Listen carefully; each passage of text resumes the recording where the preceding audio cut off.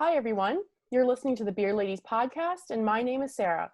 I'm your host today, and this week we're talking to Christina and Lisa about alewives, witchcraft, and economics, and hopefully a spooky story or two thrown in for good measure, as it is, of course, the spookiest of spooky holidays, Halloween. But first, what are we drinking tonight, ladies? Excellent question. I'll go first. I have the Burning Sky Tail Crush. Yes, it is Tail Crush. This is their table beer, so only about 3%. Good for a school night, as it were. So they're a British brewery. I've heard a lot of good things about, and so far so good. Really, really very much enjoying this. So recommend. Oh, nice. Good. That sounds good. I'm following up with that with also a low ABV one. So I was at Dungarvan. I did a brewery tour, and then Claire was just so nice and gave me a to-go box. And one of the beers in my to-go box is this Session Pale Ale. Beautiful. Also a lower ABV one, 3.8%. So yeah, great for a school night. Fantastic. So yeah. What are you good. drinking, Sarah? I have the Ulster Black Oatmeal Stout from Brehan Brew House. Oh, lovely. It says it's 5%. Picked this up last weekend. Ooh. Just felt like it. It just feels like, isn't today the first day of fall? Yes, autumnal equinox today. Yep. So exactly. Well, the day that we're recording this. The day I that should we're say. recording. Yes. Yeah. When this drops, we'll be full into probably freezing rain and all that good stuff. Oh, yeah. Fun fall stuff. So I guess just to reintroduce ourselves, because it's still a very new podcast, if we want to go around and just say a little bit about each other. Sure, I'll dive in. So my name is Lisa. Although I work in tech, my background is in archaeology and archives. I write about beer history for people who will pay me, and occasionally very nicely for people who don't want to pay me yet, but usually I wait for people to pay me. But I will hand over to Christina, who's got way more degrees in this than I have. I've only got the 2. She's got more. Well, yeah, piled higher and deeper, as they say. So I have a doctorate in history and a master's in history as well. Medieval history is my specialty, particularly death and burial. But since I finished my doctorate, I've been working on writing a book about the beer history in Ireland. And I write about beer for fun on my website, and also talk about it on this podcast. Gosh, is there any other kind of writing about beer? Can you write about beer for not fun? I don't know. We're going to go deep into economic history, but it's going to be fun. Oh, God. We're going to talk about economics, but economics is actually quite fun. Yes. It's going to be fun. Just very quickly, my name is Sarah, and I'm a digital marketer by day, and at night I like to try a couple craft beers, and especially local ones whenever we travel. I am not a BJCP judge, but that might change in the future. We shall see. But yeah, and I'm happy to start learning about witchcraft and economics. I did not know that the two could possibly be intertwined, but here we are. Absolutely. Yes. Yeah. Christina, kick off. This is your specialist subject. And I'll dive in. She's so excited. I'm really excited, guys. I have my Sanderson sisters Hocus Pocus. It says the Black Flame Candle t-shirt on. I am ready for this. That's what that was. I was sitting there going, is that a band I've never heard of? No, it's the Black Flame Candle from Hocus Pocus. I've also got, for those I know just who are only listening, I've also got a Disney Halloween theme on. I've got Madame Leota from the Haunted Mansion. So keeping Disney Halloween, I don't have a Halloween shirt on, but I did pull out my Halloween decorations, including my little knitted pumpkin behind me and a little bit of lighting. Wonderful. For those that are listening, I am very decked out in the Halloween right now. That is fantastic. And we've got to do it all up. For those who don't know, or people listening in the distant future where, it's still the time of coronavirus, we're not quite locked down, but maybe we are. It's all a little bit unclear. So we got to make our own entertainment at home. It's all, yes. It's all happening. So, alewives, witchcraft, and economics. Yes. So last week we talked about, Lisa and I busted the stereotype that alewives are somehow responsible for the modern witch stereotype, which they're not at all. It's a no. However, there's another side to that, which is that there might be a link between people who were accused of being witches during the witch hunts in early modern Europe and late medieval Europe, and those who brewed. And we're going to kind of look at that now. Interesting. Mm-hmm. So, as scholars like Bennett and Hester have argued, and we will put these links to all of these books, all of these scholars that I talk about, so you can do the research yourself. I highly recommend Judith Bennett's work on alewives in England. It is an excellent starting point for any of this kind of research. Start there. And I'm going to talk quite a bit about her and her research today.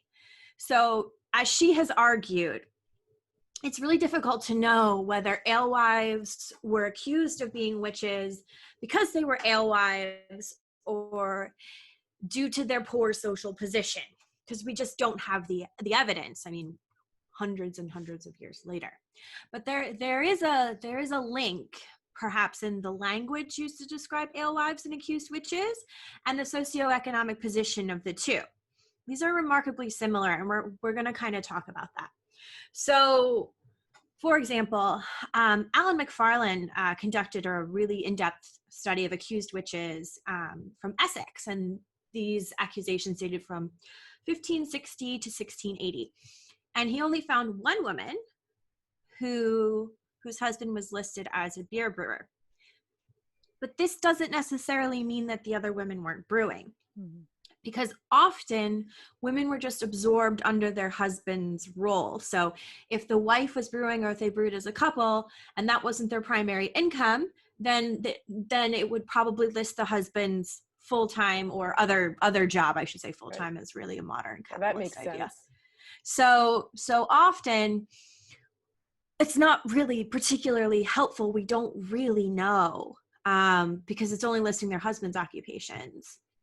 Yeah, and when you're looking to add on to that a little bit, when you're looking at like the sort of further professionalization of these different careers, not just brewing, but like baking is another good example. You start off with a fair few women who are in those professional guilds in the medieval period, and then there are fewer and fewer and fewer of them each year. And but again, it's an interesting thing where it's not always clear because they're probably still doing it. They're just no longer sort of recognized as a professional, but they may have a husband who is, or someone else in the family. But it's you can definitely see the numbers get smaller and smaller, although there are still clearly all through the medieval period, especially early modern, women who are known to be brewers. You look at like especially sort of early modern broadsides, they're all, Mother Watkins Ale, songs like this, popular culture is all, well, obviously that's what they're doing. But then again, you get this sort of tie up with, there is a lot of crossover with that sort of like witch stereotype, and there's kind of the woman who's a little bit of an outcast, and there's a lot of the Venn diagram is sort of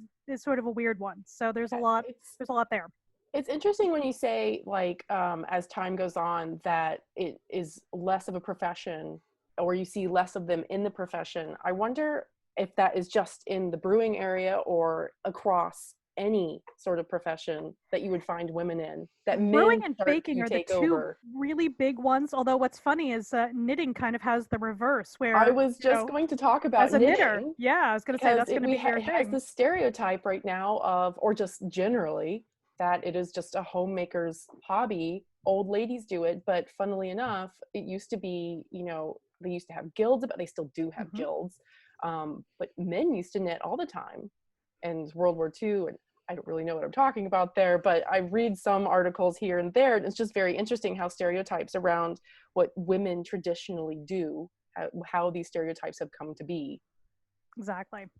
Yeah, there's so many layers to this. To circle back to kind of what Lisa said about, these rising ideas of misogyny around women who brew. Like there's a very famous example is the Tunning of Eleanor Rumming, and it's a 1517. John Skelton wrote this poem.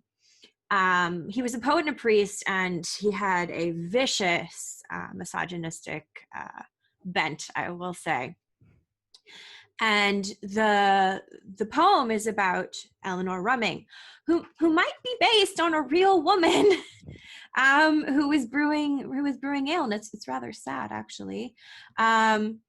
And he just spent this entire poem talking about how ugly she is. She's hideous to behold. You know, the ravages of time have just minute She's probably details. 34, but yeah. Yeah, just horrible things. And but not only is she ugly, she steals from her customers. She adulterates her ale. One of the things that they say is she uses hen's droppings to mix into her ale. She also is associated with sex workers. She's associated with witchcraft. She makes potions to get her husband to sleep with her, so he finds her more attractive. And the hen's droppings is part of this tonic. It'll make you look younger, apparently. Yes. She blends this potion to make herself look younger. Don't knock it till you try it. That's all I'm saying. So here's I found the quote, that she brews the hen's dropping ale, and this potion makes her look younger. This works so well, she declared that she makes her husband foolish when they, quote, kiss and play in lust and liking. So, and then after their intercourse, she states that they then sweetly we lie as two pigs in a sty. So romantic. I mean, what could be better, right? Right? So he just keeps reiterating like her lewdness, or his perception of her lewdness. And I think one of the most heavy accusations that he throws at her is that she is she accepts payment from someone who was likely a witch, and that he says, quote, the devil and she be sib, that she is sibling with the devil. So okay, that's what that means. So there are all of these sorts of accusations, and to be clear, witches are very much associated with carnal lust. So I talked a little bit last week about the Malleus Maleficarum, the hammer of the witches, and it declared, quote, to conclude, all witchcraft comes from carnal lust, which is in all women insatiable. Oh, I mean, bold assumption there, Cotton. Yeah, very, very bold. And these ideas are in lots of different texts. So we have Betton the Brewster and Piers Plowman, John Lydgate's Ballad of an Ale Cellar. There's even all the there's artwork that depicts alewives in hell. We'll talk about this later in the whole alewives and demons episode, because there's a lot, and it's quite funny. But yeah, I mean, you have alewives happily, carrying their 2 pints in a wheelbarrow with a a demon just kind of wheeling them out, which, I mean, frankly sounds like a good time. Sounds like a good time, yeah. She seems like she's having so much fun. I don't know what they're trying to do with that. Absolutely. But so there is this horrible misogynistic and a lot of fear about alewives cheating their customers, which they probably did. But so did everyone, and that's right. Yeah. But not necessarily like on purpose, because so like in Ireland, for example, there are all these rules about how you have to, how you can serve, beer or ale, and it has to be in a certain measure, and it has to be covered, and it has to be this, that, and the other thing, somewhat like our current lockdown. And if you're a poor alewife, well, where are you going to get these measures from? You're just going to serve what you have. Yeah. Now, of course, there are people who literally like filled the bottom of their tankards with pitch and just completely ripped off their customers, because there are always people who are going to do that. But like, to be clear, like Lisa said, circling back, all of these like anxieties about cheating were also lobbed at like millers and bakers and any kind of like person that was making food. There was a general distrust of all of these people. So for example, in John Lydgate's poem, Put Thieving Millers and Bakers in the Pillory, he basically says that millers and bakers should build their guild chapel underneath the pillory, because all their members are going to end up there anyway. Yeah, and that's something you see straight through up till the 20th century when you start to get like clean food acts and things like that in Right. both in Europe and America. But up until then, it's kind of a free for all. So Yeah.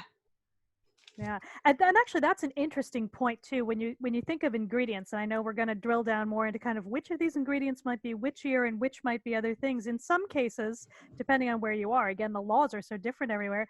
For example, later in Germany, I'm forgetting exactly when, but Christina may know, like women were not allowed to brew with hops, even though the earliest records we have of people brewing with hops are women. But anyway, we'll put that to one side. But male brewers were allowed to brew with hops, but not women. They could only brew other, ladies' beers, kind of things. Although there's a whole thing about that, and That's interesting. so there's this whole sort of hierarchy almost of who can brew what, and of course the more industrial stuff at the top is what the men are doing, and then there's all the other things that are kind of, oh well, women can make that at home, that's okay, but it's what you can and can't sell is more and more heavily regulated over time, and then sometimes that all goes again, but it's again, depends where you are and when you are, but the ingredients and who's allowed to use what all kind of tie back into this suspicion around what am I getting and how can I, less around like protecting public safety or anything like that, and more around like, I'm the dude in my town who's the ale tester. I get to control, Right. the supply. So Right. Yeah,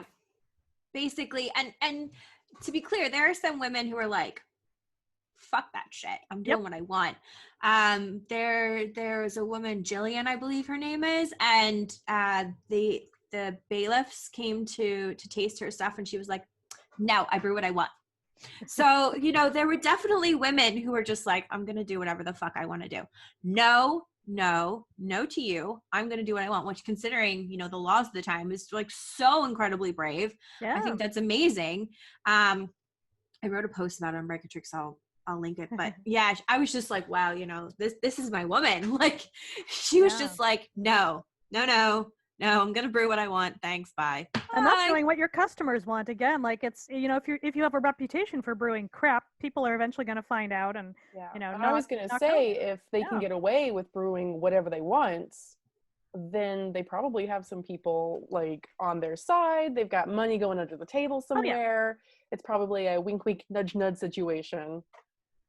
Yeah. It wasn't particularly lucrative though. Like it sort of depends on where you were, but like a lot of brewing, particularly before the Black Death in England, was just like a cottage industry. You're just brewing for your own household or for your neighbors. You're not making bank off of this. It's really like a woman's task. Men weren't really interested in it. Men only become interested in it after the Black Death. After we've done all the hard work. Yeah. Basically, when the population shrank, but people were drinking more ale than they had ever drank before. They had more time off. They had more rights, and so men were like, "Oh, there's money in this. Okay, yeah, now we want we want that. So we're just going to go ahead and take it." And that's kind of what they did. Gosh, I see that even now with some things.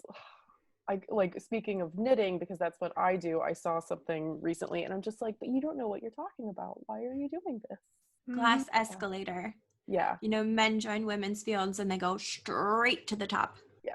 It's frustrating. It's very frustrating. Yeah, but I can hear all my friends in museums and libraries just going, yeah, because that is the classic for both of those fields. It's 100%. All like 90% of your staff are female, and then those guys at the top. Yep. There they are. So now there are always a couple who are really good, but then there's this other layer where you're like, oh, average. Why are you here? How did you get here? It's a baffling question. No one really has the answer to. Yeah, well, we know. But yeah, so what we see is sort of the argument. One of the arguments is that since men started being interested in this, they were competing with these women. And a lot of women who brewed were the most vulnerable people in the economy. So they're laboring women, they're poor, they're widowed, they're possibly older, they might have been sex workers, all which were already vulnerable. And now they were in competition with men for trade and money. This is not necessarily a great situation. And we know that women were overwhelmingly accused and murdered for witchcraft. So the reliable figures in Germany, France, Switzerland, and Scotland are like 80% female. England and Russia almost like 95 to 100% based on some scholars' information. I never thought about, this is just me. I've never thought about Russia and witchcraft. I feel like that is a Wikipedia rabbit hole that's waiting for me later tonight, and I'm excited. So send me some links. We'll post those. Oh yeah. There's all show kinds. notes? There's some great folklore too. You get into Baba Yaga. Oh, yeah. There's all kinds of good stuff. Wait, that's Keanu Reeves, right? Baba Yaga? No? I thought Baba Yaga was so hot. Definitely. Yes. That's the thing. You see these themes. Yeah. There's definitely themes. So you see this decreasing means of livelihood for women, and increased impoverishment and dependence by lower class women. And this is known as the feminization of poverty. And the feminization of poverty is pervasive even now. Women make up the majority of poor. And it's just always kind of been. And that is a rabbit hole. I would recommend diving down. It is enraging and also enlightening. Yeah, absolutely. And perfect example is my son who's 15, for all listening, is into genealogy at the moment. He keeps going down these rabbit holes. Well, the partner dies and then they get remarried right away. And I'm like, okay, well, that's because these women had no other options. They couldn't support themselves most of the time. That was the only way they could feed their families or have a roof over their head. And he's like, but this was in like 1850. I'm like, yeah, no, it's still, a very, very, modern thing too. He was like, yes, that happens in 1350, but also in 1450, 1550, like it doesn't end. So, right. And it's the thing, if unless you look at it and you're like, oh wow, they really got married like, 3 weeks later to their cousin, or the wife's cousin or something. You're like, well, they were trying to keep a family intact, or maybe not, or maybe trying to usurp someone's land. There's money. That was definitely in my family history as well. I can't remember it off the top of my head, but I definitely know like that's really common. So yeah, and I just want to big caveat here that the pervasiveness of witch trials was not a completely pan-European idea. No. So like Ireland wasn't super into it. And there are lots of scholars that have different arguments about that. One thinks that because England had already colonized Ireland, that the native Irish were the scapegoat, so they didn't really need another scapegoat in the form of witches. Although we do know that women who ran taverns were accused of witchcraft, Alice Keitler, but that's more likely because, she had several dead husbands. And she was getting her hands on some money, so people. Yeah, several actually, dead husbands, you say. Yeah. But this is actually almost very similar to what we just talked about. She was competing with men, and they didn't like it. Exactly. So they brought charges against her. So, it says she has several dead husbands, but, she might have married older men. So it might have been really, it might have made sense that they died. She was competing with men. And so the men of the town took up these accusations against her. And she did end up escaping. Unfortunately, her maid, Petronella was unfortunately whipped through the streets and burned at the stake in her place. That's not cool. So again, representing poor women are really not able to escape these sorts of things. It's horrible. And that took place in Kilkenny. Although you can still go to Alice Keitler's pub in Kilkenny and have a pint for Petronella in her memory. Poor Petronella. This episode is in memory of Petronella. Oh yeah, yes. She did not have a good time. Going out for our homie. Here. Yeah. Cheers to Petronella. Cheers. I feel so bad for her. Yeah, it pulls together all the different things about sexism and class, and it's all in one very unpleasant little nugget there. Yeah. Oh. We do really know that men absolutely lied to force women out of brewing. So an example is in 1413, Christine Colmier's business was completely destroyed when a man named Simon Daniel told all her neighbors she had leprosy. And in 1641, an unnamed widow who was brewing at the Ludlow Castle garrison, she lost her entire trade when a male competitor spread rumors about herself and her business. Yeah, and see, it could be that simple too, just poisoning the well, as it were. Yeah. And again, as I'm writing the book about Ireland, Ireland is not necessarily the same here, because they tried this stuff in Ireland to spread rumors about the women brewing in Ireland. There was a man who wrote a book about this, and you have to read more about this in my book.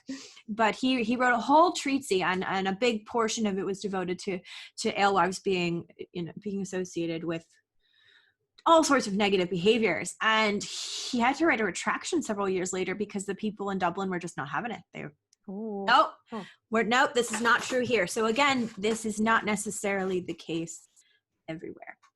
Now, do you think, and this is probably, well, this, no, not probably, this is an entirely different rabbit hole, but do you think it comes from Ireland, at least, pre-colonization, having, effectively a completely different legal system, different, sorts of, just sort of different, I don't want to say castes, that's the wrong word, but sort of different classes within society, and that it just would have been a different experience before all the other stuff happens? Or do you think it's just sort of, it just was different because it was different? I think it was just different because it was different. Like when Rich wrote his book that I'm talking about, I mean, that was, early modern period. So England had colonized for a while. They had been there for a while. And, even the second colonization already happened because, so England, the Normans came over and they kind of went native, which is the term that historians will kind of, they adapted Irish customs. They started dressing like Irish people, the native Irish. They intermarried with the native Irish.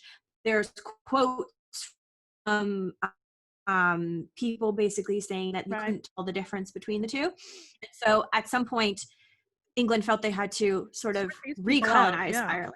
Right. And then really, really harsh 800 years as 800 years of colonization and, oppression. That'll fuck and you up. Very, very harsh oppression, and speaking of rabbit holes, that's a rabbit hole you probably want to go down. So I think it's just different in Ireland. And I mean, that's the thing that I'm going to talk about in my book a bit, why this might be the case.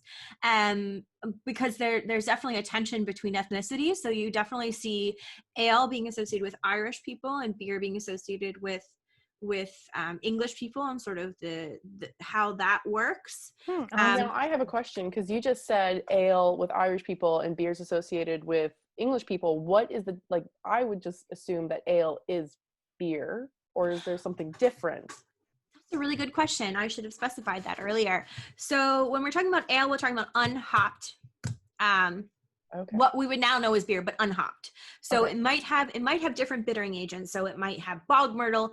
It might have nothing to that extent. There is some arguments with early modern Irish beer that it might not have those bittering ingredients in it, that because there is, when Irish literati, which is to say that when Irish monks or people in that sort of literary caste are on the continent, and this is early medieval, very early, they complain about how bitter the ale is to drink there. And so there is some argument from some scholars that some ale in early medieval Ireland did not have any bittering agents. But of course, hops are not native to Ireland, so they weren't using hops. And then the introduction of hops is also quite contentious, right? Because there's evidence that it was quite early, and then it just didn't catch on. People weren't that keen on it. I think that hops were introduced in Ireland way before other people would think, because we have evidence of hops in York, and we know that the Vikings used hops, and Scandinavian countries used hops, and we know that the kings of Dublin were the kings of York. And so that there's definitely ties between that. So I think that there's an argument that hops were introduced earlier, but people just weren't keen on them. And it's the same thing in England. There is evidence that hops were introduced quite earlier, but they didn't really pick up until the later medieval period. And so there is a divide between beer and ale. Okay. And Lisa was earlier talking about what kind of things women could brew. Women were really pushed out of beer brewing because it was primarily imported from immigrants from the Low Countries, like Holland, things like that. And it was made by men. It was brewed by men. They trained men. They just completely pushed women out of beer brewing. And ale was where they were left, but beer became more popular. So that's another way that they got pushed. But again, Judith Bennett really goes in depth with that. I highly recommend her book. Yeah. And it's so funny if you look at that through a modern lens, where if we think of like the things we would think of as like a medieval gruit, where your bitter agents might be, like you said, like bog myrtle or things like that, things that you don't commonly get now. Like you compare some of those to like a milkshake IPA, there's a lot of similarity with some of Really? these things where you're just throwing it all in the can and hoping it doesn't explode, basically. Which again, that we could talk about that for a long time. I was gonna say, are yeah. there any like recipes laying around that we have any idea how they made these ales from yonder back that and have people tried to recreate it and taste Oh, it? yeah. I'd like to try it. I probably wouldn't like it. I'd like to try Yeah. it. Well, so I in the before times, before Corona, Before- I actually had a BT. plan. I had a plan to make my interpretation of a Viking, Irish hybrid medieval beer. We were going to make it drinkable, so we weren't going to infect it deliberately. A lot of the beer back then would have been likely a little sour for our tastes. But there is some argument about that as well, especially if the beer is quickly fermented. So if you're talking about like a kvass or something like that, you could drink it quite quickly, so you're not necessarily going to deal with all of those issues. We have total societies built on creating and recreating medieval beers from all over. In Ireland, it's a little bit more speculative, particularly early beers, but because the Irish spend a lot of time talking about the malt, but not a lot about the brewing process. So we have a lot of legal ease around what kind of malt and the rules around malt and rules around malting, and we'll talk about that in another podcast. But specifically, there are some parts and pieces that we can put together. So we know that they liked sweeter ale. We know that, for example, like certain types of grain were associated more with the upper class, so that might have been put into a fancier beer, possibly.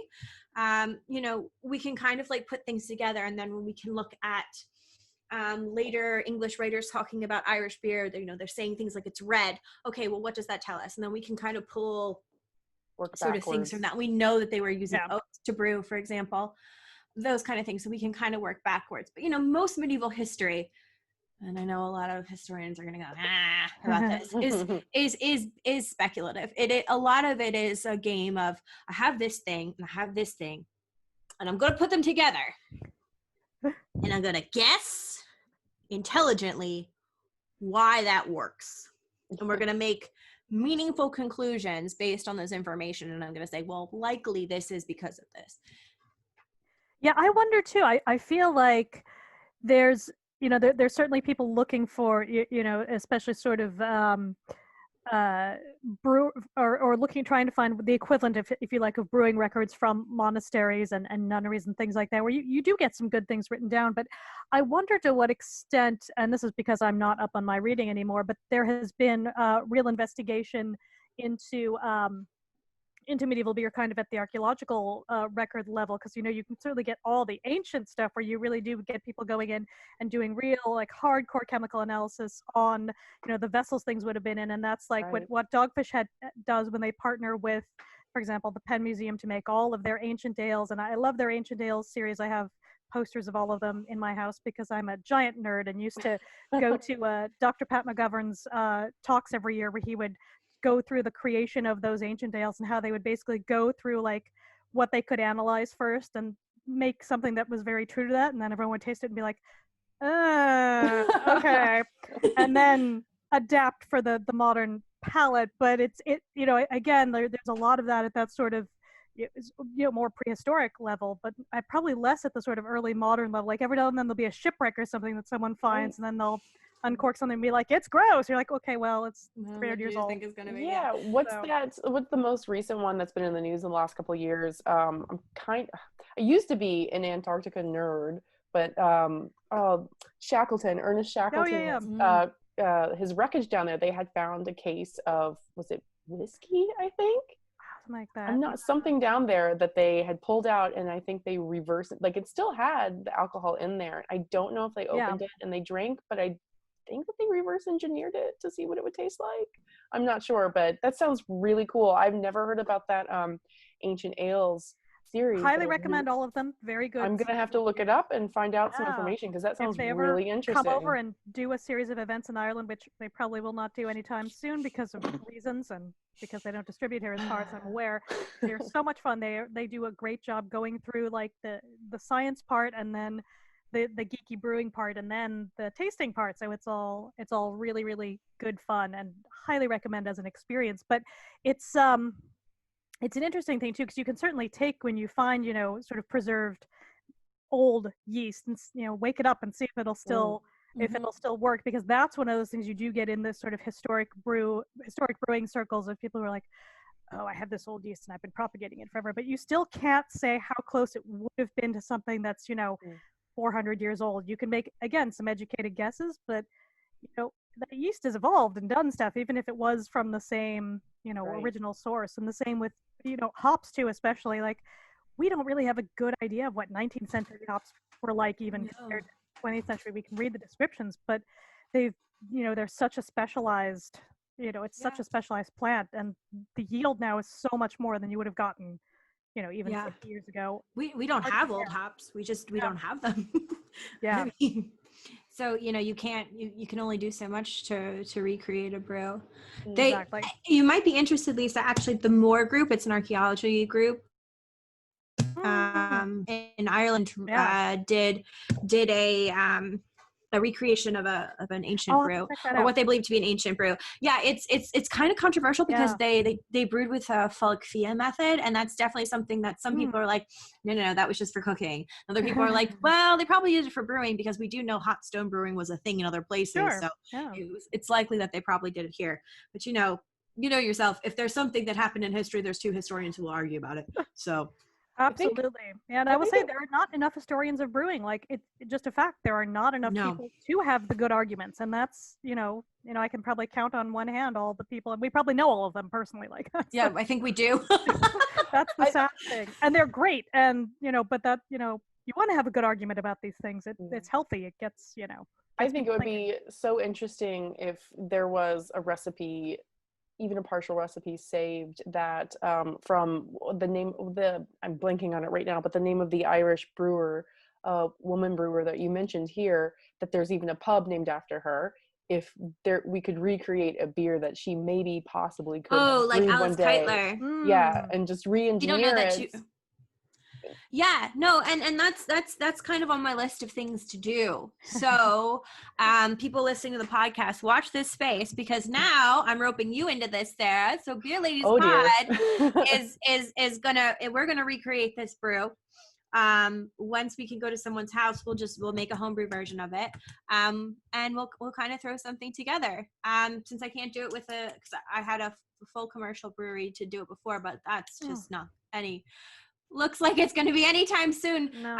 That's the Viking beer, so we'll save that for them for hopefully the after times. And that could go for Christmas anyway. Like, that would be perfect. We'll talk about them then. Yeah. Oh yes, we're going to talk way more about the Vikings later because I love Vikings, and really, frankly, any excuse to talk about them is a good day for me.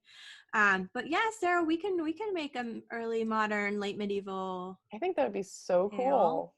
Yeah, very cool. And the fun thing too with that is you can there are so many songs about early modern beer. You could just pick one, and a lot of them would almost be recipes to a certain extent, but they're all really praising the particular brewer or brewster. But it's often a woman in those songs, so it's interesting that even though that was sort of they were seen as sort of shady characters, again, kind of on the edge of society, they're making good beer. So people still praise these these sort of not necessarily real people, but they were probably almost certainly based amalgamations of several people into one character. For sure. Yeah. For sure. Exactly. It's really interesting. But we need to get it back too on the witchy element, because right. Oh yes, we've gone off on a really I know. This was bound to happen. We can go on and on, but gotta stay the course. Halloween. I'm a bad circle back to the witches. So, well, basically what we just don't know. It is highly likely that women who brewed were accused of witchcraft by proxy of just being in the group that was most likely accused of witchcraft. They were poor, they were single, they were in sex work, they were competing with men.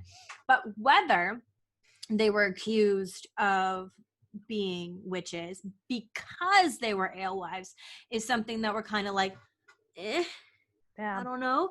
It's likely because we know that men accused women to get them out of the brewing trade in other places. So I would speculate that, yeah, it definitely happened. In England. Fair. In other places, maybe, probably continental places as well. In Ireland, probably not. Although there is too that other overlap with, there's the sort of, we'll say that the village alewife, is she also the village sort of cunning woman, or the people who, right, people are going to her for, your sort of folk magic, if you like. And I was gonna say, is a cunning woman the lady that you go to like, read my fortune, tell me what's gonna happen, how do I get she may this boy just be to fall in love fixing with your me? like bad burn, or or your broken arm, or things like that, because for a while there, that kind of magical practice was perfectly fine, was okay. Like, I'm just pulling in pop culture references. Claire Fraser from Outlander, she was a modern day nurse, but then people started accusing her of being a witch because they were like, I don't understand how you can do all this. She's a modern day witch, but it's interesting. Yeah, and people go off like in weird directions too. Like if you go full the way down the rabbit hole, like reading your like Clan of the Cave Bear stuff, go into your deep prehistory where it's all like the Mary Sue is doing all the magic to make everyone better with their hot healing skills. It's all sort of tied together, and then they have all the sex, but that's a different different story. But that's another podcast for another day. That's another podcast. Oh yeah, we could do some dramatic readings of that. That would be good times. But oh gosh. But it's it's interesting where there is this this huge corpus, if you like, of sort of folk tradition in terms of whether it's magic with a K, magical practice, or these were just healing traditions. And especially if you look, England and Germany have really strong traditions of this kind of thing. But again, it's these same women, I think, who were probably brewing, who were probably baking, doing these sort of cottage industries, but they're also the ones who are gonna they're gonna have other skills, but then because they're in this sort of vulnerable position society-wise, they get accused of things even though they're just there to help, like no one else is doing it. So yeah, and it's another thing to keep in mind, when we talk about people who are accused of witchcraft, we're always like, oh, this was complete bullshit, none of these people were actually practicing witches. That's not necessarily true. I mean, some of these people were practicing witchcraft. Witchcraft is not a bad thing to practice. Magic practice is a centuries, millennial old tradition, and some of these women were possibly keeping up traditions that have been passed from their grandmothers and their mothers, and these sorts of things. So it's not to say some of these women weren't practicing witchcraft, and some of them we do know based on what the church was saying, because they said, oh, like they could fly, and what we talked about in the last episode, oh yes, I could fly in my room, and the church was like, no, you can't, that's a hallucination brought on by the devil, you cannot fly.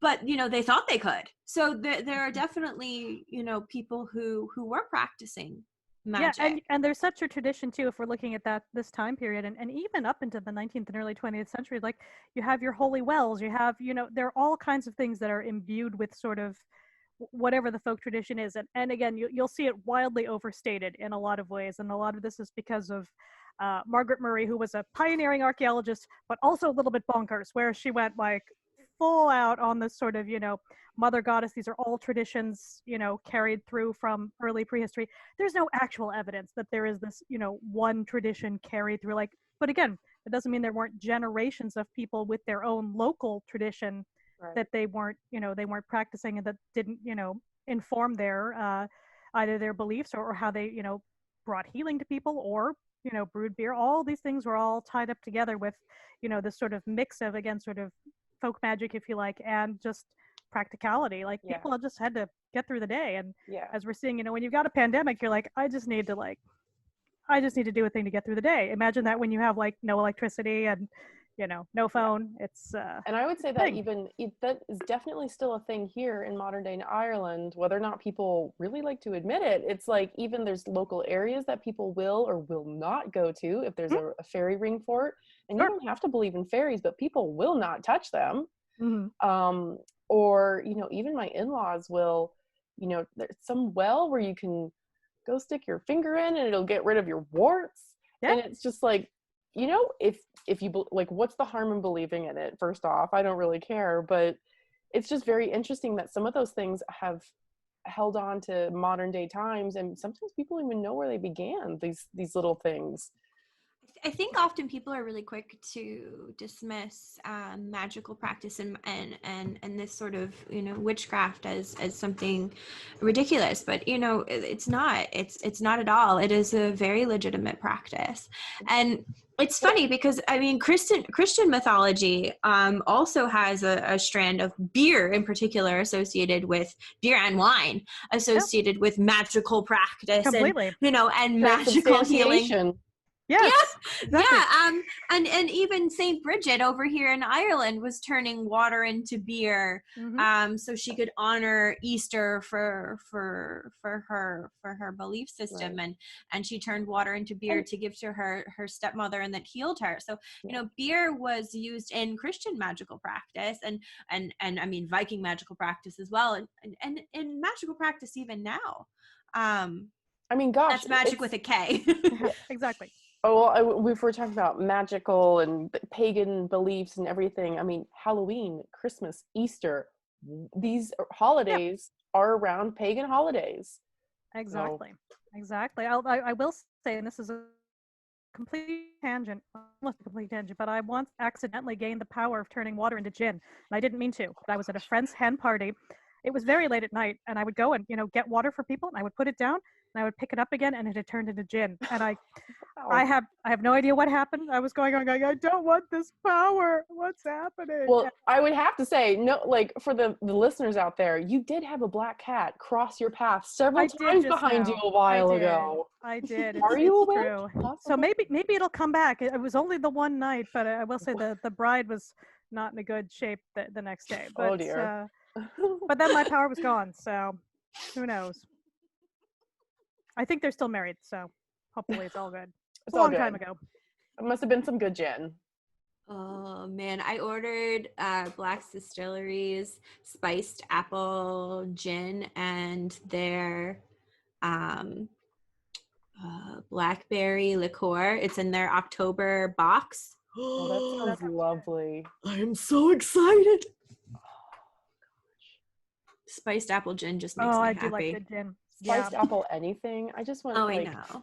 Yeah, normal. And folks, there's a lot of good Irish gin. Like I had no idea before moving here that there was so much good gin. You know, whiskey, obviously. Oh, good. But the gin is so good. And you know, a lot of my American friends in the before times when they could come and visit, and they were tourists, they were shocked that gin and tonics came in those beautiful balloon glasses. And I'm like, it's how else would you drink gin and tonics? It's gorgeous. Yeah. You feel so fancy. But also that there is a very thriving craft gin industry here, and it's not like it's easy to understand. It's quick to make, isn't it? I've never made it, but I don't think it's as difficult as other things to distill. Yeah, so like a lot of whiskey distilleries start out with gin. That's sort of our first thing, and they're so different. There are so many different flavor profiles with gin, which is why I really like it. Yeah. It's sort of like craft beer. They don't really, you know, all different things, and it's sort of, you know, but if I put this in it and I put this in it, it'll bring this out in the gin. And if I put this in and I put this in, it'll bring this. It's so fun. I just love gin. And even the tonic water can get really fancy, and it's just so nice. It's a really nice luxurious cocktail to enjoy. So I definitely recommend for anybody who can to try as many Irish gins as you can, just because there's such a variety. Absolutely. You'll find and they're something gorgeous. that you like. They're gorgeous. They do make amazing gin here. Very accessible price-wise. Like you're not going to have to like pay a ridiculous amount of money. You get something really good for really reasonable amount of money. Very reasonable. Very reasonable. Yeah. Yeah. Yay, Irish gin. I mean, obviously whiskey, but yay, Irish gin. Hey, we're not limited to just talking about craft beer here. We could talk about anything if we wanted to. Exactly. We can talk about all of the things. All the delicious things to drink. Oh, and there are so many. So do we want to tell some spooky beer stories? I would love to hear Let's tell spooky beer stories. Ooh, so I'll tell the one I know, the one I know best. I'm making sure I'm looking at my phone to make sure I get dates right. But I grew up in St. Louis, which is a bad place. But anyway, we'll put that to one side. But obviously, beer there. Not just Anheuser-Busch, but back in the day, I mean, the reason that the Germans moved there in the first place is that there are caves underneath the city, and I have a whole thing that I've written in the past about German American brewing and what it was like before Prohibition, and then there's a whole thing we could get into about how Prohibition was just super racist and all that good stuff. So yeah, it always comes back to either like horrible dudes or super racist or one and the Super same. racist. Both. Yeah, both. Usually both. Where's the Venn diagram of Yeah, racist exactly. It's a circle. Yeah, the circle of they took our jobs. But anyway, let's put that to one side. But one of the biggest breweries, in fact, that it was the biggest brewery in the world for a long time before Prohibition, was the Lemp Brewery. And in fact, only a few weeks before we recorded this, part of the Lemp Brewery collapsed because it's been sitting vacant effectively since Prohibition and has not been in any way looked after. Anyway, but there are caves underneath the brewery. There was a swimming pool. There was a stage because the Lemps were all deeply strange people. Just we'll start there. And you could, they were a weird family. They were very, very wealthy. They're living in, they're living in a place that's not super sophisticated. It might have been more then, but anyway, I'm biased. I'm wearing my biases. So, but anyway, but the Lemps were, had they were very, very wealthy, had some of the biggest brewers in the world, but then, in fact, they sort of brought sexism into beer advertising in the early 20th century. Thanks for that. I know, thanks guys. But one of the younger sons created this, what was a scandalous campaign at the time, where it was a woman revealing her high button shoe, and it said, even women drink Lemp beer. Ooh. And then he suddenly dropped dead, age of 26. And this is what starts it all going wrong for the family. This is still pre-Prohibition. So he was kind of the one who was groomed to be the heir, taking it over. And this is, I want to say that part is in I want to say he dies around the time of the First World War. I should look it up. But anyway, he dies. His dad takes it very poorly, and people in the family start killing themselves all over the place. Every 5 or 10 years, another one of them will kill themselves, usually in the family home. And so it's, very depressing, very dark. These are clearly people who were very, very, very wealthy, but just couldn't get it together for a variety of reasons. Prohibition comes. They effectively lose everything. They're still actually very wealthy, but, the brewery's sitting there mothballed. They're getting nothing from the government from it. They get, 6 cents on the dollar, something like that. Thanks. Obviously this is not great. Another one of them kills themselves. So by the end of it, the father, one of the sons, and the daughter, who was then married to someone, and for a while they thought it was like a murder, but she also killed herself. So just this whole family tradition of people being depressed, people committing suicide. So sorry, we should have said trigger warning, but lots of death, despair, bad things. But after that, the brewery and the house just sort of sat vacant for a long time. The 1970s, they start to revive these things. Now you can go and stay in the former family home, and it's like a whole Ghost Adventures kind of thing, which is super cheesy and whatever. But if you want to do it, cool, fair play, all good. But the ghost stories associated with the house and with the brewer are actually sort of much creepier than the ones that kind of get aired on TV. They say that there's a face that looks out of some of the windows. There's a story, again, very sad, that potentially there was a disabled child who was kept home and was never allowed out, and he might be one of the faces people see. One of the Lemp's wives was divorced. For people listening, I'm making the now you have to leave gesture. She was sort of kicked out of the house. Very acrimonious divorce, which in 1906 was a very hard thing. Definitely. Come back from. But people see her often in the house or smell her perfume, and her horses too are sometimes heard or even seen in what was the former stable yard there. So there's all kinds of creepy stuff going on even now, sort of around the brewery, around the house. And yes, you can go to the house and maybe get some jump scares, but there's also I've been around it a couple of times. There's there is like a real atmosphere. And for a while, there was a really nice little brew pub in their former stables. And that place too had a like really creepy vibe to it, but the good kind of creepy vibe. And you're like, I bet they looked after the horses well, even if they weren't good at peopling. They were like really good at, keeping your brewery horses like in good shape. So I've told a story that didn't make much sense, but there's a ton of stories related to the Lemps. You can go watch the stuff, on YouTube, but dig into the family history. It's actually really, really interesting and really, really sad. But there's also all of this stuff. There's tons of recipes out there. There's, again, primary sources, all these things that no one has ever really picked up and tried to redo. There'll be the odd sort of, oh, maybe we should replicate one of their beers here and there. But, otherwise, no one's really looked at these things that were kind of late 19th, early 20th century. There's just a sort of like, oh, they all made German beer, whatever. It's like, but it could have been really interesting. That could be a serious, that could be a thing if you pull out some of those recipes, try them. If they're good, you could do a whole spooky Halloween, limited edition release around it. And it's also like, how come most of the ghost people see are the women? Like, what's going on there? Like, what's that about? There's also a ghost dog. Some people notice a ghost dog. So all kinds of things, but I'm always here for the ghost horses and wagons too, because I'm like, oh, that's a lot of stuff to have to bring through your veil between worlds, guys, so really making an effort there, guys. Kudos. Yeah, exactly. It's like, well done. And it's funny too, because it's only a few blocks away from where the Clydesdales live now in the big Anheuser-Busch complex, which is still steaming away, but they sort of picked up all the pieces when they didn't have competition anymore. So it's this very sort of, sad story of what could have been, but also fascinating that this stuff is all still sitting there effectively mothballed.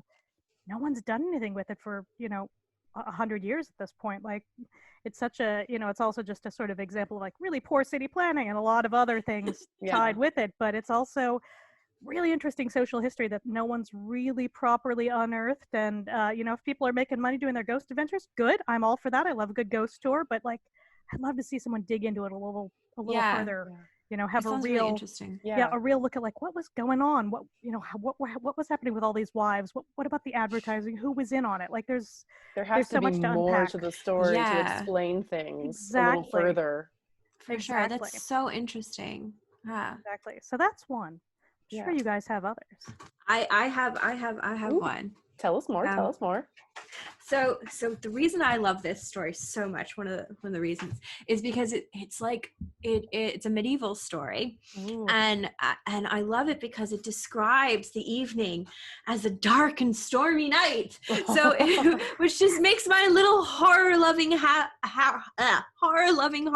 so happy. Insert clap of thunder now. Right? As soon as you read this, and it does just seem like the thunder would be going it just makes me so happy. It just sets a mood, if we will.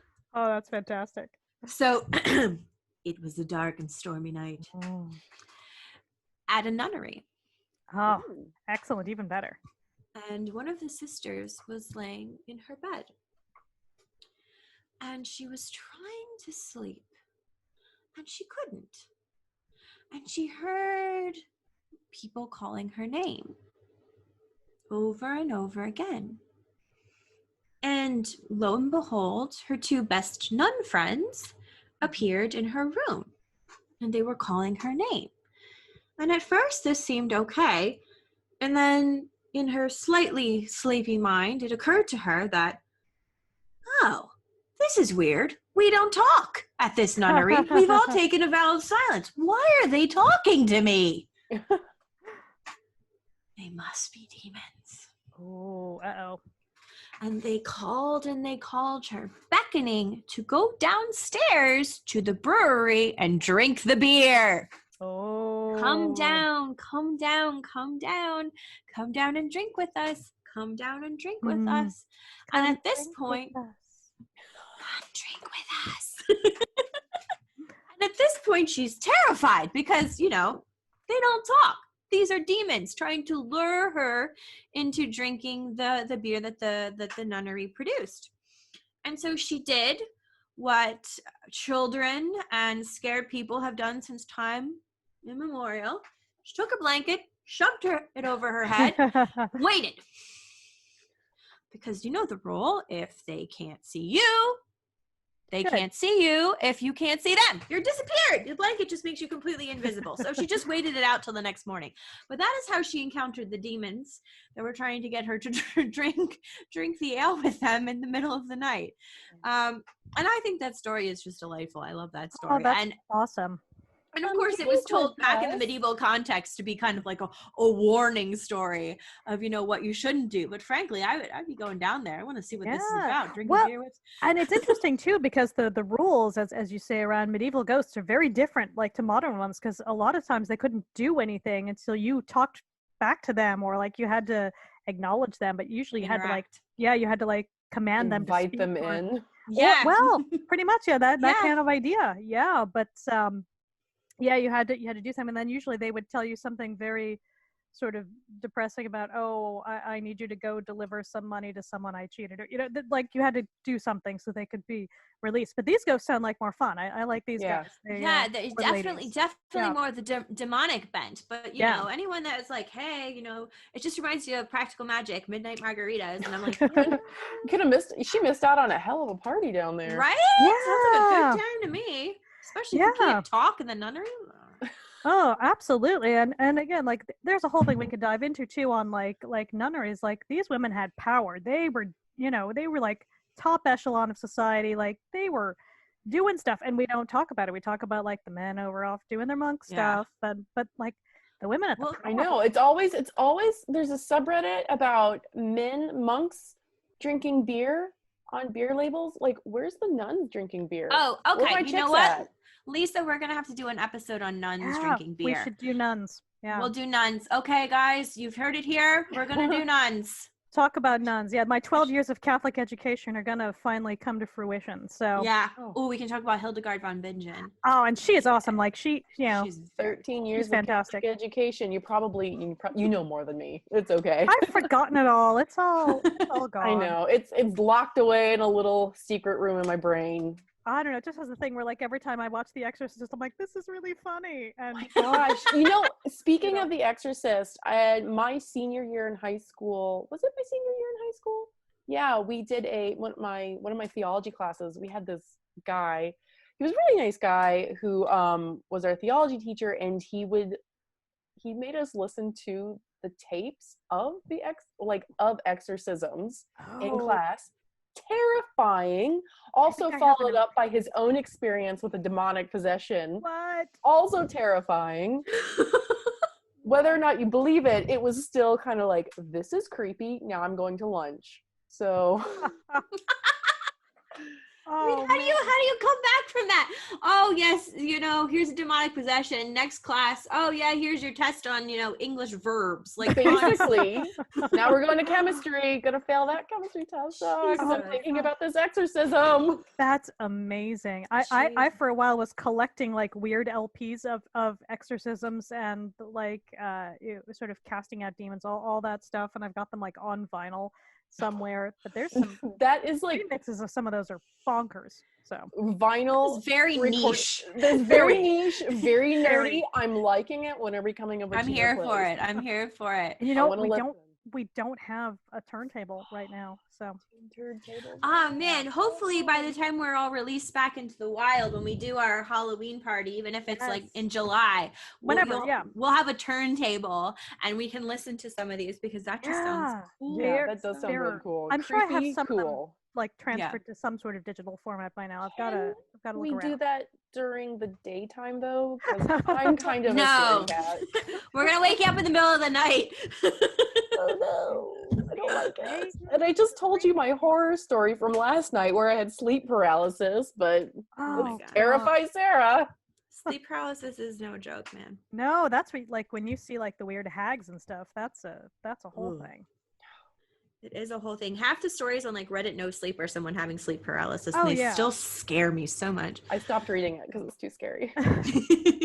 But that's what's interesting about it, is like, what is it that makes the human brain be like, there's a person in the room and they're staring at me and or like, you know, threatening me? Like, what is it about that tries to make it like be like, this is why you have to wake up? Like, that's brains are weird. Yeah, so weird. We really got off topic, but I'm okay with it because I'm really enjoying where we've gone. It's still spooky. It's still spooky. Bring it back to beer. Yeah. Let's see. There must be other haunted, well, certainly haunted pubs. Although I've noticed, I've been trying to do a little bit of digging. I'm not finding people who want to be forthcoming about haunted Dublin pubs, but I'm sure, like the Gravediggers, I think has a story. And the Gravediggers has some. There's got to be more. Also, could you imagine that ghost coming back to be like, oh, I'm gonna haunt my favorite pub. I've always sat there with a pint of Guinness in my hand, and what are these tourists? What is this thing called Instagram? What's going on? I don't like this anymore. Yeah. Well, it's an interesting one because I've got a couple good haunted London pubs books going back over, gosh, probably 80 years or so, because I collect them like normal people do. But there is this consistent one of there's one, I forget the name of the pub. I'll have to look it up. But consistently, they have a ghostly landlady, who is still pissed off about whatever the technology of the day is, and will make it like break, whether they get like a new like point of sale system, or before that when they got like a fancy cash register, she'd be like, wasn't having it. There would be none of this. Yeah, pen and paper. Come on, guys. Ghostly shenanigans, and anytime they put in anything new, and they'd be like, well, you're just trying to run a business, and then she'd like chill out once she understood they were trying to like do good by the pub, but it sounded like she was just not having it. So. Oh man, I bet there's some really crazy stories about ghosty pubs in London that you have. There are some good ones there, but there's got to be a ton here. There must be. Yeah. That's the thing for anyone who's listening to this. If you have stories about ghostly pubs in Dublin or in Ireland, please send them in. Yes. Maybe you want to come on and talk about them, and or we can read them out. So absolutely. Let us know. I would love to know about all of these. Absolutely. I would love to know as well. We're on the socials, guys. We are on the socials. Tweet at us, whatever. You know, I just would love to hear. Yeah, and I've had a couple people say, you should write them in a book. I'm like, I will if someone gives me some stories. I need the stories. Find a publisher. Just start sending me some stories. I'll keep going from there. But if you guys can get me some stories, I will be very, very respectful. I'll change your names if you want. All good. No one has to know. They're a secret. Little secret. Yeah. We'll just change some names. All good. Good. Okay, so circling back for our overarching theme of the day, which is alewives, witchcraft, and economics. Were alewives accused of witchcraft? Probably. Were alewives accused of witchcraft because they were alewives? I would argue in some cases, I would believe that it certainly happened in certain countries, probably not in places like Ireland, but sure, in England maybe, or Scotland. These things are likely given the arguments put forth by Bennett and others. So the moral of the story is we don't really definitively know. I can't sit here and tell you yes or no.